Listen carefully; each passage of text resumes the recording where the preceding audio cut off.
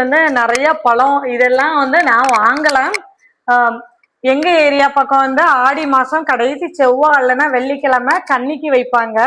அதாவது கன்னினா வீட்டுல இறந்து போனவங்க, அதாவது கல்யாணம் ஆகுறதுக்கு முன்னாடி இறந்து போவாங்கல்ல, அவங்கள கன்னின்னு சொல்லுவாங்க.